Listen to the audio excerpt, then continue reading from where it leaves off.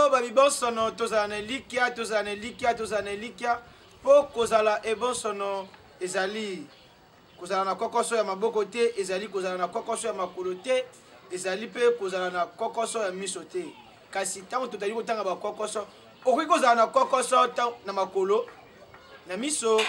wapi na maboko, kasi yango ezali te, etindi yo ete omitika to pe bongo milembisa. Yango tozali koloba tango nyonso ete il faut tozala na likia po ata ozali na kokoso na nzoto mobimba, kasi mutunde yango ezali ebandeli ya nyonso, ebandeli ya boyebi, ebandeli ya makanisi, ebandeli ya bonsomi ya moto na kati ya mokili. Esengeli moto ayeba kosalela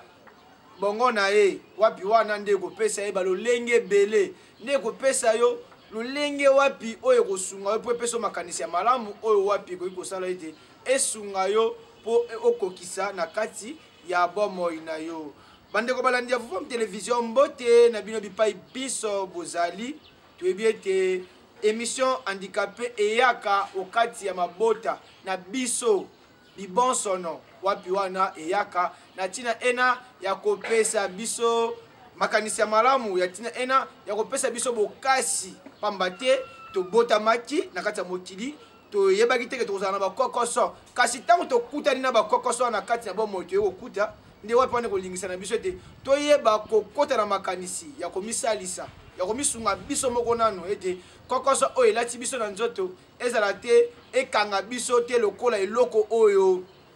ezwi ekangi biso esika moko ete tokoki kobouge lisusu te ke tomitika te. Nde wapi wana likanisi ya émission handicapé ekelamaki na likanisi wana wapi wana lisusu na etando ya boyebi oyo ezali bongo Vuvum Télévision, oyo ezali bongo nzungu ya boyebi oyo ezolamba baboyebi, ezokabola baboyebi na balolenge nyonso oyo ezali kopanza baboyebi na yango na ba émission tout oyo ezali koleka na Vuvum Télévision. Kasi bandeko balandi mpona mokolo mwa lelo tokosolola mama walikambo na biso oyo ya lelo oyo tokosolola ezali bongo avant ba nomination ya ba ministre wapi wana ba personnes vivant avec handicap, tozalaki bongo na ministère na biso moko oyo ezalaki bongo ministère des personnes vivant avec handicap. Kasi na gouvernement oyo ebimi mikolo oyo gouvernement ya mbongwana, gouvernement ya premier ministre Sam Lukonde, biso ba personnes vivant avec handicap tokomi sous branche ya ministère ya affaires sociales. Nde wapi wana epesi biso sous makanisi tokende kokanisa ndeko pero o wapi toyambaka bango awa na émission handicapé o wapi tolobelaki considération ya ba personnes vivant avec handicap na mikili ya libanda wapi wana na mikili ya libanda lolenge batretaka ba personnes vivant avec handicap na bango pe bongo wapi na bokeseni na oya biso ndeko pe watalisaki maya singelaki kotalisa kasi totunaka baka mutuna moko ya koloba ete lokola bino bofandi mingi na mikili ya bapaya ndakisa bafanda mingi na Bruxelles pe wapi lisusu bongo na Paris tomeka kotuna bango mituna mwa bokeseni ete est-ce que bisika bino bofandi ba personnes vivant avec handicap bazali pe na ministère oyo bango bazali kokamba ndeko pe walimbolaka pole kasi yambo tosala commentaire na yango nde soki tozobeta kota moko na régie ba balancer élément oyo ya émission oyo lekaki na ndeko pero bandeko balanda aza prophète te mais apesaki kaka makanisi oyo esengeli kopesa na esika oyo wana nsima biso tokotia commentaire na yango. Matondo mingi tokoliki ya ete ministère oyo toyebi ya partout na mokili na ndenge tomikotambola bolimbisi eza ministère ya affaires sociales. Soki tolobi ministère ya affaires sociales, ça veut dire que ça englobe bato nyonso ba cas sociaux nyonso na kati ba difficulté makambo nyonso esengeli ekwa bongo tambola na ndenge longo bani. Mais déjà bato ngo nanu bazalaka nanu to considérera bango nanu te. Mais to suite toketia ministère ya mobimba pona bango ba benga ngo ministère ni abengo ministère des personnes vivant avec handicap, ministère des personnes vivant avec handicap et autres vulnérables omoni eza nanu pasi parce que tokotia ngo ministère te il faut ezala branche moko ministère ya affaires sociales bakei na branche oyo ezokende na niveau ya kotalela bato bazovivre na handicap. Mais balelaki mingi ndeko pero otosaka esika wana ba personne vivant avec handicap balelaki mingi bon sonde bazwi ministère 2 ans yango esali nango esali mais balobi mwana lokola botami mais bazwi ministère depuis 2 ans yango toloba bien est-ce que na ba handicapé wana nde bino botomona nde ba personne vivant avec handicap lelo na kata mboka na biso baza ya kosepela quand balobaka ete soki bato mosusu bazosepela te babi mwana botamaki oyo bango batalisaki biso mpo tozalaki dernièrement na bango na nani oyo tosalaki nani conférence de presse na bango tozalaki wana ebele na mituna mpe totunaki bango mpe mituna bayonelaki mpe na mituna wana balobi mwana botami sika moye bapesa biloko ya makasi eza te azomela nano biloko oyo esengeli na age na ye ntango akokokisa mibu oyo ekoki oyo esengeli na ye akomonisa mosala na ye siko soki bango baza wana baza ministère mobimba personne vivant avec handicap. C'est qu'il faut tout ça expliquer bien que non handicap ou un vivant avec handicap. Donc là il faut considérer que dans un village il y a un handicap. C'est que bateau dans un village peut dans un bango compris na kati. To bateau na batana mamboka na village dans un kati. Dans un kati ministère wana. Baza kati ou baza kati ou bana mboka na kati ministère wana. C'est pas mon batana handicap. Handicap donc on t'a fait na mboka. Donc tu peux par exemple gars. Moni handicapé dans na Kinshasa. Hein? Na muntu afanda na village bazandenge moko te muntu handicapé oyo aza Kinshasa aleki na valeur ndeko pio moni biso de dabo moni oyo émission oyo ezali tribune ya ba personne vivant avec handicap makambo soko loba awa ekosenga la te ekosenga baya malamu muntu oyo azokuta na intérieur aza na complexe liboso ya muntu oyo même aza na handicap awa. Mais oui, mais ça veut dire que mon toit n'a donc soit un complexe envers parce que juste le fait de faire la ça handicap il y a ma case dans un complexe handicap il y a ma case est dans un complexe ce qui les l'autre zone ba kinoto de créer un ministère bongo to pesa siko ba maman o ba veuve ba ta 3e âge so ba na ministère ni so bino ba no ministère na kata faire na affaire sociale ba no binisa ba mabo na ya bango c'est que la branche tu veux faire siko ba pour bango ba déclarer parce que mon kolo maman ba veuve ba déclarer mon kolo ba ta 3e âge ba déclarer c'est que ba binisa ba ministère na bango ya 3e âge donc ça sert à rien ya ko pousser ba to na musika na biso il faut ba kota kati na biso ba za la kati na biso to za na bango elongo to tika ko za la kosa neti bango za na monde moko à part ndenge komela bandeko na biso oyo balbinos oyo ndeko na biso Texas babundaki makasi molimo ya tete na bango esika bazali kimia za na bango babundi pena makasi po ete na ngambo ya balbinos pas ko za pe considérer na kata société est-ce que bakisi ba na kati ya nani autre vulnérable bon pe baza na kati wana mais kasi na zolo bate mais siko eza malamu te wana bozo tshama ngaka leka baluka makambo na bango bango tsaka makambo na bango na ndenge na bango alors que biso lokola tebi ke bato na bazali ezo senga même na mibeko na parlement na nyos il faut muntu tanga azoke na parlement tanga azoke ko voter mobeko tanga azoninga basala makambo tanga azoka batala budget bayeba ke no bato wana basani bazalaka bayeba pe bato ba valide basani bazali mais tanga mususu nga azolo bana bino mais muntu tanga makolo tanga musala kinga na capacité intellectuelle omoni to so ndenge nga ko tanga musala makolo mais na handicap makolo nga na ko faire na nzinga singélité on a capacité intellectuelle ya kotanga to pe ya kobota mela ya capacité intellectuelle ya kobota bilembo ya kobota mato ya kotanga capacité ya intellectuelle ya kotanga to pe ya kozala bilembo ya kobota na bien to confondaka makambo mingi te mutu wana aza na capacité ya boyebi pe ya connaissance to musuko leka ngai mutu nazotambola na makolo minei mais mutu wana ndenge aza na capacité ya kosala eloko moko ya makasi oyo kokosunga biso nyonso omoni mais sikoyo soki ngai nasalela kibonga te soki ngai pe nga tata pe nazosalela kibonga te na nzoto na ngai nazoprofite te na makolo na nga na miso na ngai na matoi na ngai nyonso nazosalela yango te mpo la preuve eza nini na bato oyo bazovivre na handicap na bato bazovivre sa na handicap mboka na biso ezovivre ndenge nini matondo mingi bandeko balandi wana bauti bongo kolanda mai oto sololaka na ndeko pero atalisaka na bosembo nyonso ete ezali kaka te ete esengeli ba personne vivant avec handicap esengeli bazala na ministère na bango moko atalisaki ete te esengeli basangisa yango bazala kaka na kati ya ministère ya affaires sociales wana nde kosala nini ke soki ke ba personne vivant avec handicap bapesa bango ministère na bango moko e bongo ba autre vulnérable oyo tobengaka bandeko na biso bandundu bango peso basengi bapesa bango ministère na bango moko e bongo banani oyo bata 3e âge bango pe basengi ministère na bango moti babranche ekobima ebele donc on est kozala malamu te donc esengi biso tozala nini tozala na kati ya ministère ya affaires sociales wapi wana nde kolingisa biso tosolola maye oyo esengeli kozala mpona biso nde na bongo ezali na bapersone vivant avec handicap bazali komitungisa mingi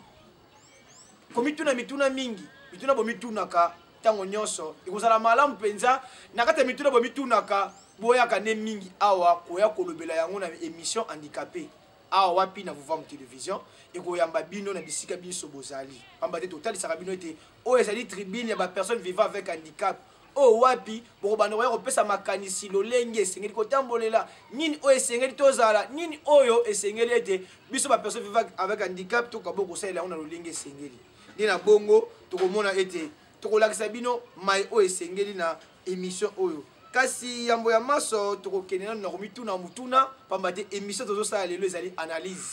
analyse oyo wapi ekolingisa na biso na bino na ndako tozosala analyse ya totutisa na makanisi eske nde bazongisi biso na kati ya ministère ya affaires sociales basali mabe to basali malamu pamba te biso tozwi ministre oyo ezali bongo kaka mama Irene Esambo Diata azali kaka ministre mais akomi sikoyo ministre délégué ya biso ba personne vivant avec handicap pe bongo na ba autre vulnérable na ba 3e âge donc ezali peka malamu donc le tata muto azwaka likanisi o tata azwaka likanisi ete apesa biso ministère apesa biso pe ministre na kombo ya mama Irene Esambo kasi ye moko lisolo bité esengeli bozonga susu na kati nanu ya affaires sociales po ete botambola malamu c'est que ye moko pe ayebi tina nini oyo apeseli biso lolenge oyo wana oyo tokomi kotambolela lelo ndene mutuna na biso ya yambo ezali est-ce que kozongisa bapersone vivant avec handicap na kati ya ministère ya affaires sociales ezali mabe to pe ezali malamu nde wapi wana ezali motuna wa yambo kasi biso na bamituna tomituna lelo tokoyamba bapersone vivant avec handicap bakozala bangamu nyonso mibale bakoya kopesa makanisi oyo biso tozosala analyse etake mopanzisango etake molobeli e bapersone vivant avec handicap oyo bato bakomituna bamituna tata mukenga kabuya est ce que yo mpe oza handicapé yango osalaka émission na biso ya bahandicapé nayebi te biso toza handicapé te mais likabo oyo tata mokenda tiaki na kati na biso nde yango tozolimbola yango ke tokanisaki ete tozwa bandeko na biso wana topesa bango mpe lokumu oyo esengeli na bango bakabo kozala na yango toza molobeli na bino na bisika nyonso toza wana mpona kodefendre oyo nyonso ezali ya mabe oyo nyonso oyo kosala ete ebundisa mobeko na biso bapersone vivant avec handicap oyo kolingisa te etombola biso toza wana etake défenseur na bino mopanzisango tata mukenga kabuya oyo tokolobela oyo mutuna tomituni ete est-ce que kozongisa bapersone vivant avec handicap na kati ya ministère ya affaires sociales ezali mabe to mpe ezali malamu ya tozala na ngambu ya liboso oyo tolobi ezali tozala mabe so tolobi mabe kozongisa biso na kati wana bapersone vivant avec handicap ezali nango mabe nga na moni mpo na ngai mopanzisango ezali mabe te mais mpo toyebaki ezali mabe te tokoyeba yango na suka pamba te bamituna ezali komituna mebelebele bozali kokomela biso na nini oyo na chaîne YouTube na biso oyo ezali bongo bamangisa Vuvam télévision tozoyamba baremarque na bino mpe bongo bamituna ete bolobela boye na émission oyo koya boye ingeta biso tozala mpona kolobela bino yango tolobi ete tozali bongo nani tozali défenseur oyo wapi awa na émission ya handicapé mpo boyaka ntango nyonso koya kopeselaka mayema tali bomoi na biso bapersone vivant avec handicap kasi ntango tozali komona bongo mutuna oyo batuni biso ete est-ce que ezali mabe nde bazongisi biso na kati biso tomoni mabe ezali te mabe kozala soki toza na bavantage te mais lokola tata asapesaka biso déjà makanisi déjà malamu apesaki biso nano yambo ministère azwi lisusu kaka ye moko tata moboti oyo tokobenga bongo mokonzi ya mboka Félix Antoine Tshisekedi esika ozali tata longoni ape bongo losako na bino apesaki biso bapersone vivant avec handicap apesi biso ministère kasi ye moko so moni te totambola biso moko te il faut tozala na mélange po balobaka aveugle akoki kotambola ye moko te akende zando ye moko akokende te akobandana akolongwa aire nini esika azali akokende ti akoma na zando akokoma na aire nini ebosono mpe lolenge moko ozala kokoso ya makolo okokite kobima yo moko kaka bando tambola yo moko kaka ti okende okoma zando okoma na yo mais na tango nini est-ce que oki osomba mai o esengela ki okokabo kosomba de wapi wana ekolingisa ete batonga boyokani ke soki aveugle na ebonsono balingi batambola esengeli batonga boyokani na bango mibale esengeli aveugle andima komema ebonsono na mapeka po batambola malamu eza na clair donc na boyokani o wana nde kosala ete totambola tokende sika oyo esengelaki tokende tokóma na ntango oyo esengeli mpe tosala mai oyo esengelaki na biso tokabongo kosala nde wapi wana tomoni mabe te na esika oyo bazongisi biso na kati ya ministère ya affaires sociales mpo biso tomoni bamibeko oyo ekelemi na kati mpo na biso tokomi kozwa ke tokomi kokanisa tosala nini basangisa biso tokosala mpe kaka na ministère moko te esengeli tokomi na badroit na biso ebele badroit ekomi ebele ke te personne vivant avec handicap akoki mpe kosimba mpe nini sécurité akoki mpe kosimba ministère ya santé akoki mpe kosimba ministère ya intérieur donc ekomi sikotela siko ke président Fati ayebaki mai oyo ye akanisaki mpona biso bapersone vivant avec handicap ayebaki ke na ntango oyo tokomi na ntango oyo tozali kokende donc ekomi kolingisa na biso tosala nini ke bokoli ekomi koya yango tolobaki na bino bozala apprécier te biso bapersone vivant avec handicap tozala apprécier te mpo na mbangu na biso ekosala ete makambo oyo tozowelela oyo tolobaki tokoboma mwana avant mpo so tobomi mwana avant ekozala mpenza malamu te totika lokola ministère ebotamaki kasi mokonzi ya mboka lokola tata azwi susu aliberaki biso azongisi biso susu na kati ya affaires sociales seke ayebi ntina oyo ye azali kokanisela biso mais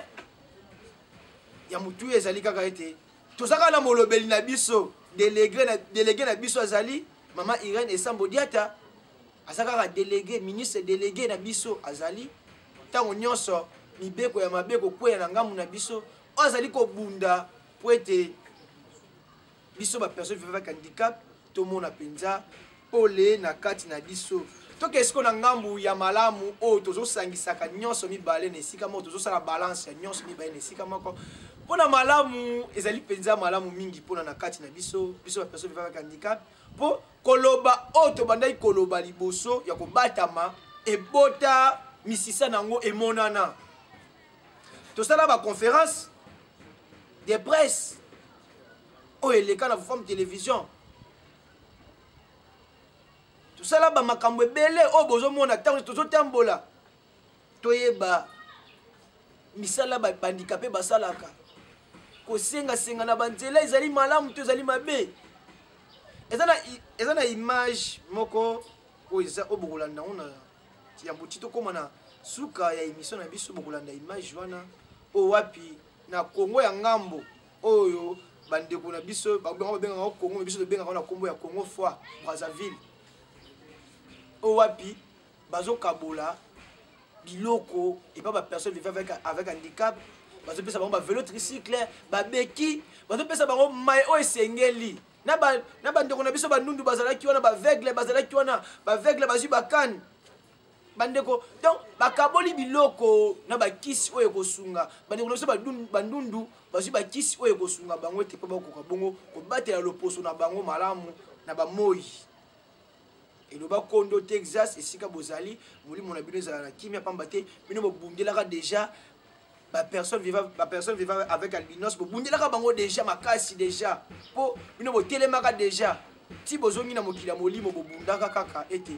bandundu bazwa mpe esika mpe bongo lokumu na bango na mokili mobimba kasi biso tokoloba ezali malamu yango tolobi ke tokobalanse image wana pomba te na image wana ezolakisa lolenge oyo esengeli biso mpe awa na kati ya république démocratique du Congo ntango tozowelela eloko towelela kaka te mais tolinga tosala nini tozala na kati ya makanisi ya malamu okay. Ntango batie ngai na esika wana nawelela nanu kolia na nga te kasi natala bomo ya bato to mpe bongo intérêt ya bato nyonso est ce que kingani mpe akozwa est ce que songolo pakala mpe ye mpe akokota na kati ya makanisi ya kozwa mpe ya malamu nde wapi wana émission ekelami mpona kosunga bino epesa na ba personne vivant avec handicap et puis ça va molimo ya bokasi ke tondima tolala nzala kasi tobunda pona ete bandeko na biso basala malamu tobundela te loi ya baimpérialiste oyo balobaka ete chacun pour soi Dieu pour tous te toloba ndeke tata mokeli azali mpona biso nyonso me ngai mpe nazali mosungi ya ndeko na ngai toviva na loi ya complémentarité nde wapi wana ntina oyo émission oyo handicapé ekelamaka po ete epesa bongo bokasi na biso babibonso no ntango tolobaka ntango nyonso tozala na elikya mpo kozala ebonso no ntango nyonso tolobaka ete kasi ezali nango bakokoso ya makolo te kasi tosalela nde mutu na biso yango nde kosunga biso mpo tokoka bongo kotambola malamu na kati ya bomoi na biso yango tobanda koloba ete ezali mpenza malamu mpo ete na minute oyo tokomi mpenza baki de droit donc tokomi mpenza bakolo balwa na biso tokomodefendre mibeko na biso biso moko donc ekomi kosunga biso mpo totambola malamu tokoki mpe koloba likambo mpe boye ezwi mpe eleki na média mais toyebi na kala ezalaki mpasi mpo tolekala bamédia toloba mais lelo grâce ya émission oyo handicapé ezopesa maloba mingi na biso bapersone vivant avec handicap et autres vulnérables ezopesa makanisi ya malamu na bandeko na biso nyonso na molongo mobimba ye na bongo awa tinga totuna mutuna oyo mais totuna no mutuna oyo epesaki likanisi ete tosala émission oyo ezolobela sur banomination oyo banome eza na ndeko na biso moko azali mpe cadre na kati ya ONG moko atalisaki na kopesa makanisi na ye alobaki ete il faut supprimer le ministère des personnes vivant avec handicap na kati ya gouvernement on atalisi na moko mpe kaka ya bachaîne oyo diffusaka nde totyaka baradio kaka moko ya baradio ya etando ya mboka na biso atalisaki alobi ete il faut supprimer ministère ya personne vivant avec handicap na kati ya gouvernement mpo na nini alobaki supprimer yango mpo apesaki mpe ntina oyo esengeli bakoka bongo kosupprime yango na kati ya gouvernement mpo eza ondire bazotika bango stationne esika moko bango bakozala kaka na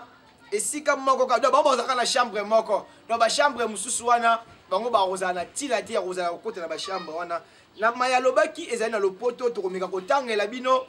tokoka bo kopesa makanisi biso na bino bisika bozali na bandako awa ndeko na biso wana atalisaki na koloba ete nous ne voulons pas de ces ministères en charge de personnes vivant avec handicap car cette dénomination est pour nous une autre forme de discrimination pour na bango la personne vivant avec handicap donc kotika bango kaka alingi te nani ministère wana ya personne vivant avec handicap et kobo kozala pamba te pona bango ezali bazo diminuer bango donc ezali ndie bazo tika bango kaka esika moko bazala stationné esika moko kaka bango bako bouger te bango bako ningana te pe akobaki na kobakisa maloba ete les personnes vivant avec handicap ne sont pas là pour gérer uniquement le ministère en charge des personnes vivant avec handicap, mais elles peuvent aussi s'occuper d'autres ministères en fonction des compétences et formations. Wana tango azali kotalisa bongo azalaki clair na koloba ete bango bakoza stationné esika moko te kaka na chambre moko kaka te kaka handicapé te yango apesaki likalisi na koloba ete esengeli basupprimer ministère wana ke tozali bato biso nyonso ingeta kokoso ezwi mutu na nzoto abotamaki ntango mosusu malamu soit asalaki accident azwi kokoso wana kasi yo olongoli ye mutu oyo elingi ngoba teke oyo fwasi ye na mokili te tata mokeli oyo aningimaki ke azala na bomoi ye ayebi ntina nini oyo ye atikelaki ye ntango mosusu akatanaki loboko ntango mosusu lokolo mais sikoyo bino bolingi bolongola bango te yango baboyi sorte nyonso ya critique oyo bolingi botika biso bapersone vivant avec handicap ntango tolobaka biso mpo te biso tozali bobundeli na bango yango totiaka biso bibonsono biso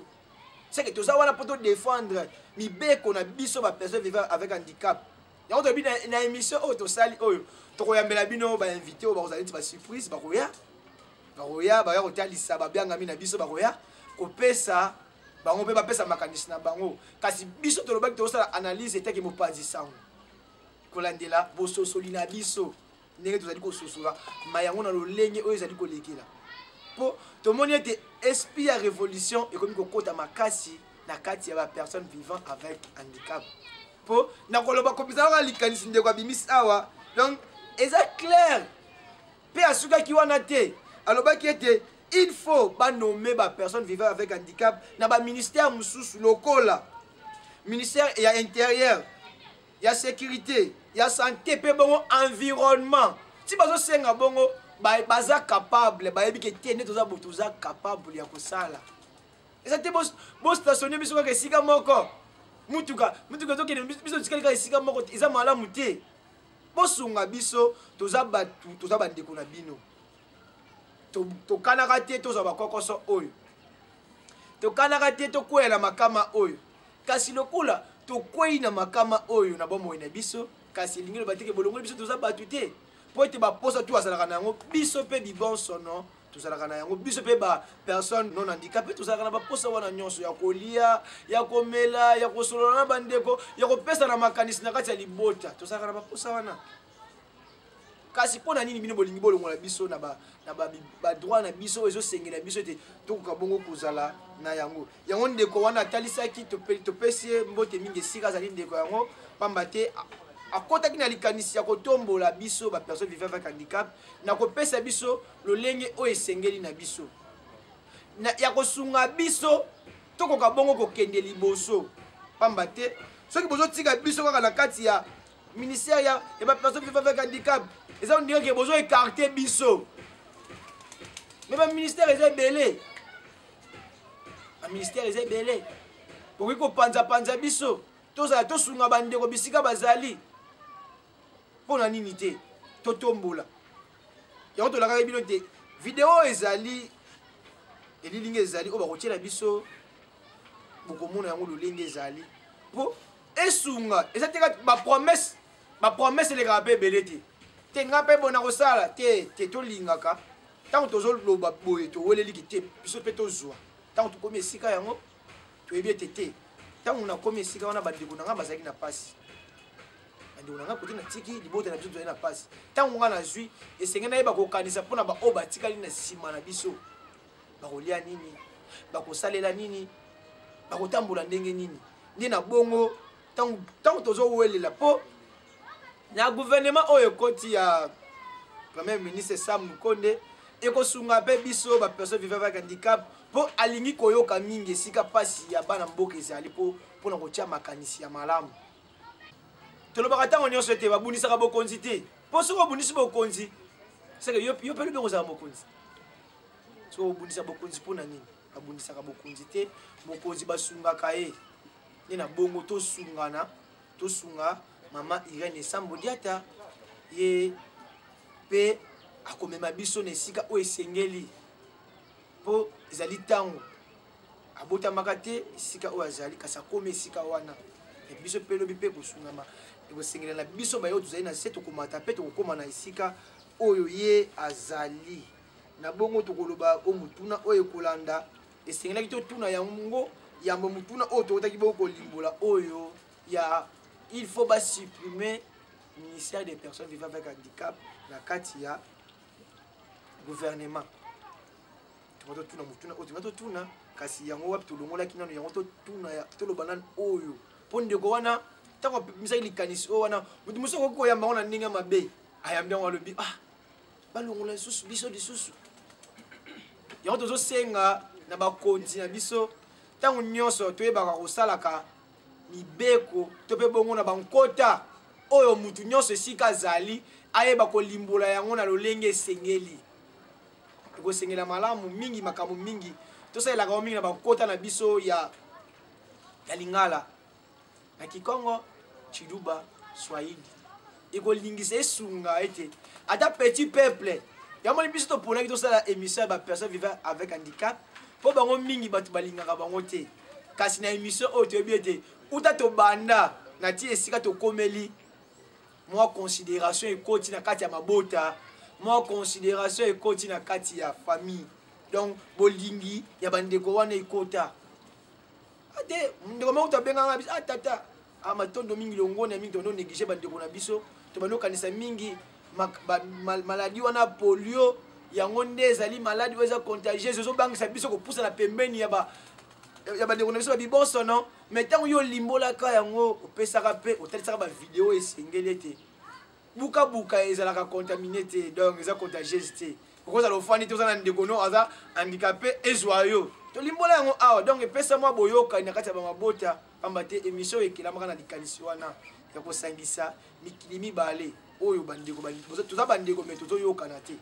kasi émission oyo ekelamaka mpona kosangisa biso na kati ya émission oyo handicapé kasi mutuna oyo ekolanda ezali bongo eloko nini oyo ekeli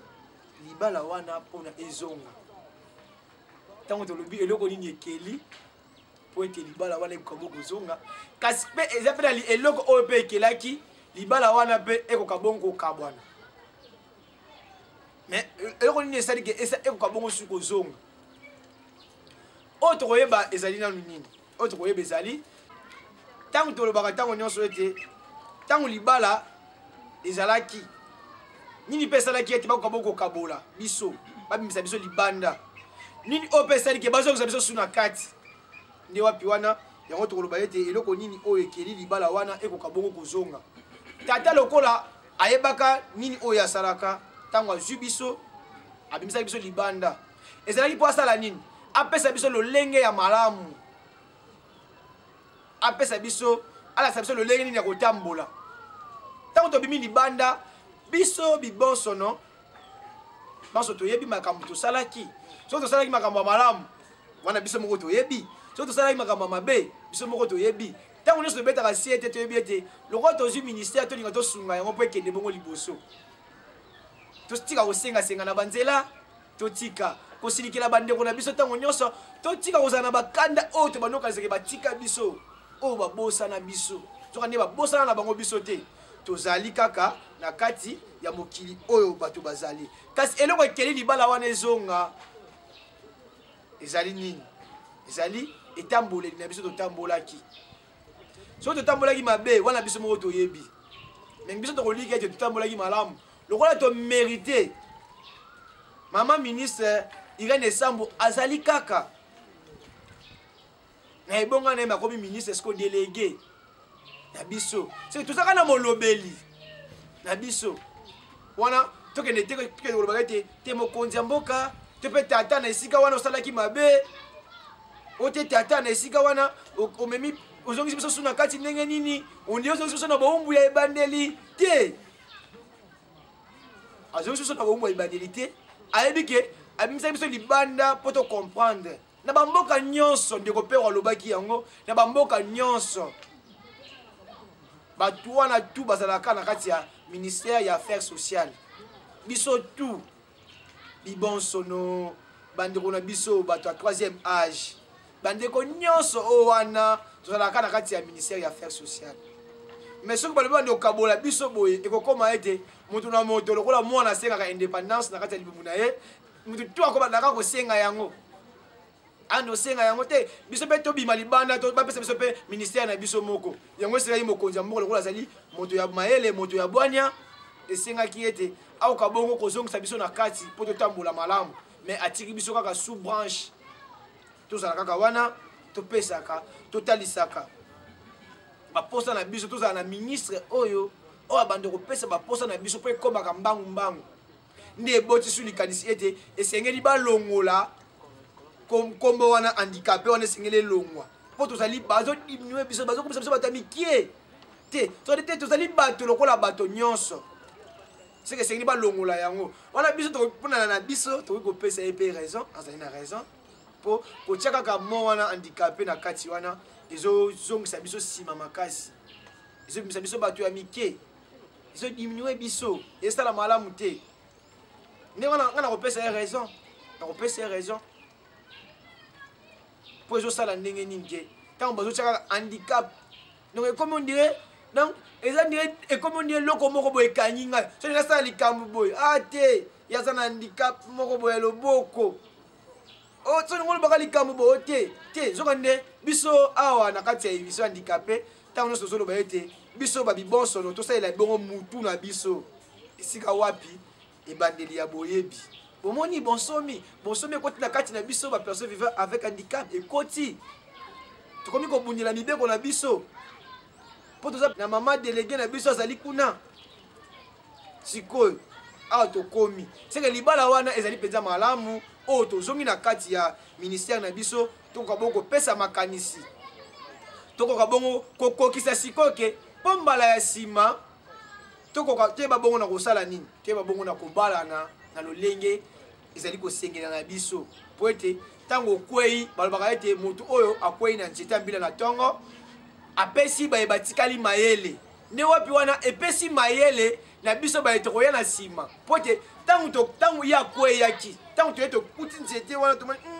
mpona nini eonisaki mpo ya kweya seke mbula ebetaki mokolo yango mama epesi ezaleli ya malamu na biso banso oyo tozali kokoba kasi bandeko balandi yango topusa su makanisi na biso soki tozali elongo na régie babalanse elema oyo tosengaki oyo tolakaki bino ete na kati ya Congo fois bazokabola oyo elakisa ete okola bango mpe bazali mpe na baministre oyo bazali mpe bacharge ya bapersone vivant avec handicap bazolakisa badon lolenge ezali kosalama botala nde bazokabola bavelo tricycle botala mpe nde bazokabola babeki botala nde bazokabola maye nyonso bakane blanche po ete yoka bongo kosunga biso bibonsono totambola malamu soki mpe likanisi wana ekoya na kati ya mboka na biso na kati ya Congo oyo wapi mabele ya bakoko ekozala mpe malamu pamba te émission oyo ezali kaka mpona Congo te kasi ezali mpona bapersone vivant avec handicap oyo bazali bongo na Afrique mobimba nde na bongo tolanda. La célébration hier, mardi 3 décembre, à travers le monde, de la 27e journée internationale de la personne handicapée a donné lieu à Brazzaville, capitale de la République du Congo, au lancement par Madame la ministre des Affaires sociales et de l'Action humanitaire, ici à l'esplanade du Palais des Congrès, à la campagne des aides à la mobilité et aux médicaments et soins gratuits par le gouvernement du Congo, dans le but de favoriser l'intégration et l'accès des personnes vivant avec handicap à la vie active, économique, sociale et politique du pays. Plus de 600 millions de francs CFA ont été débloqués pour l'approvisionnement en accessoires de mobilité et en produits de santé dont ont été bénéficiaires, notamment 200 personnes à mobilité réduite qui ont reçu des tricycles, 72 autres des béquilles, 120 autres personnes à mobilité réduite, des cannes anglaises, 150 déficients visuels ont été dotés en cannes blanches. 6 déficients auditifs ont été bénéficiaires des prothèses auditives. Et dans la catégorie des sans mélanine, à une centaine d'albinos, des kits de protection en produits et médicaments de soins de santé gratuits leur ont été remis. Donc il fallait qu'on les aide à mener une vie normale. Les médicaments pour les personnes vivant avec handicap, nous avons acheté pour tout le pays pendant 6 mois d'utilisation. Les béquilles également, c'est pour tout le pays. Les cannes, c'est pour tout le pays également. C'est déjà acheté. Ces aides vont se poursuivre à l'intérieur du pays. Elles ont ému les personnes handicapées du Congo qui ont remercié l'État congolais. Parmi eux, l'ancien ministre, M. Jean de Dieu Goma, aujourd'hui secrétaire exécutif permanent du Conseil consultatif des personnes vivant avec handicap au Congo, qui n'a pas retenu sa satisfaction. L'État congolais a beaucoup fait pour les personnes handicapées de notre pays. Il n'y a qu'à voir ce qui se passe actuellement. Les dents, c'est un investissement important que le gouvernement vient de faire. Et aussi, il faut comprendre qu'aujourd'hui, il n'y a pas que ça comme action entreprise par l'État en faveur des personnes handicapées. Il y a des personnes handicapées qui sont aujourd'hui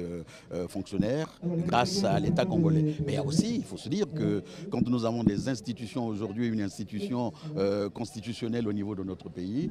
qui s'occupe de questions de personnes vivant avec handicap, je crois que c'est déjà quelque chose d'important. Et je pense que dans d'autres pays, il n'y a pas ce genre d'action, pas ce genre d'activité en faveur des personnes handicapées. C'est un engagement, un accompagnement dans la durée pour le gouvernement de la République du Congo qui tient à poursuivre cet effort avec l'ambition d'améliorer partout, sur toute l'étendue du territoire national, les conditions et le bien-être des personnes vivant avec handicap. Notons à ce sujet que le représentant de l'Union européenne au Congo-Brazzaville à cette manifestation a remis une pétition à la ministre, une façon de l'encourager.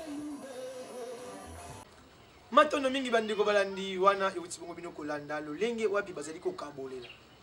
Moi to tia commentaire mingi kozala te pamba te biso na bino